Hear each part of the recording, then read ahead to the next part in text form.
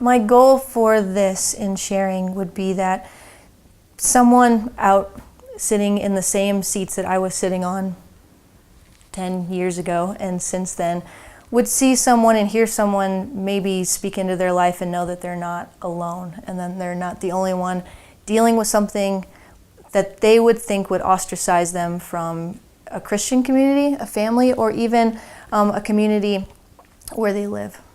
Or when we moved here and going to the vineyard, I felt like an intimate, understandable relationship with Jesus was there, and I was definitely ready for it. So how would you describe your conflict? I think as a kid, you are okay being yourself, and then as you grow up, you start to realize that, but this isn't what I see projected, either in the media or in other people around me. This isn't what I see in other relationships.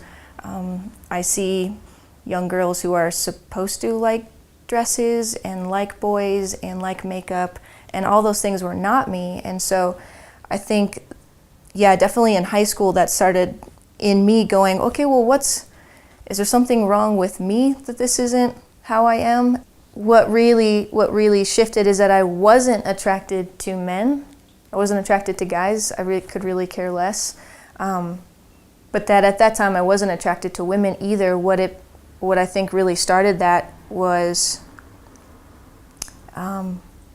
just a like for the relationships I had with my female friends, because I understood it, I was comfortable with it, and I don't think it was until a little bit later that started to shift. I did whatever I could to make sure that no one ever thought this, knew this about me, especially as I think my desires towards women started to shift in more of a same-gender attraction.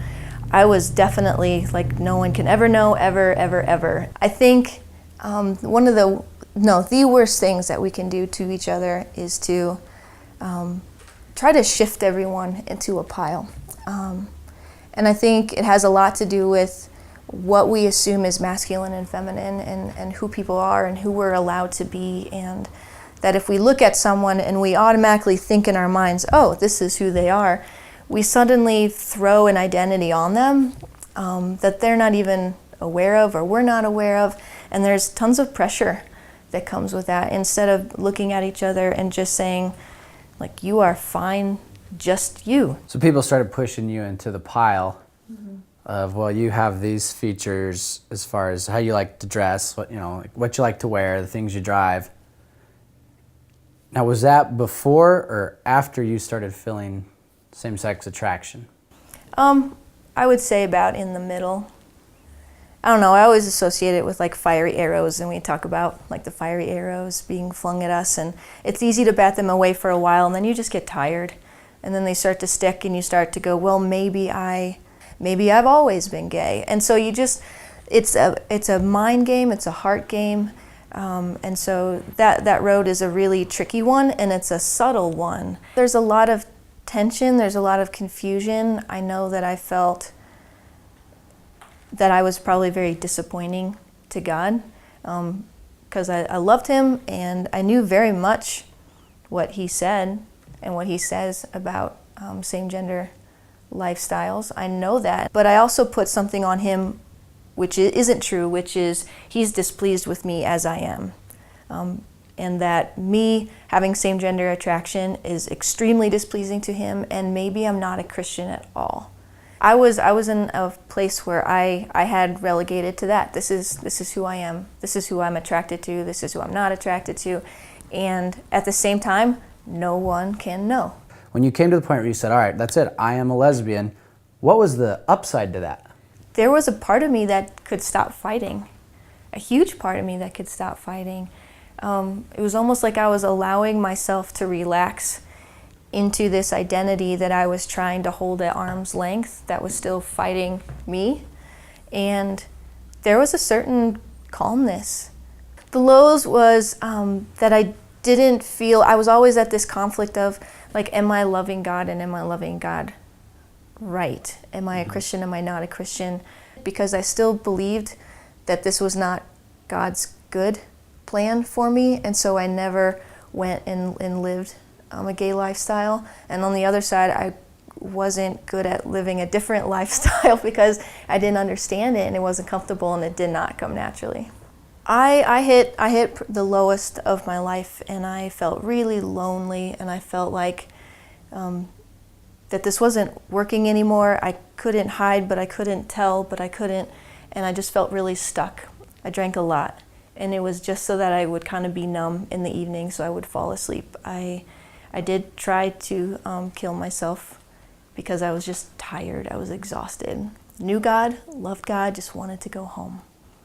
What I've learned is that just because there's an absence of tension doesn't mean that there's goodness in that absence of tension.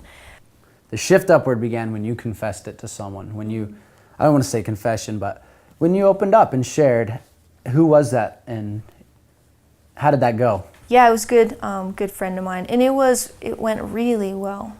It wasn't shock. It wasn't awe. It wasn't a running away. It wasn't even a crying because they were so sad of what's happened to my life and my heart. It was so much compassion. What was your spiritual transition at that point? And we're talking about your identity and what you felt God speaking to you. I think that God was finally like, great, now we can do something. Now we can go somewhere. And there were times where it wasn't going so well. My goal was to get this heaviness off of me. When you are carrying something that you're trying to keep from people, it just feels like you're walking around with a gigantic weight.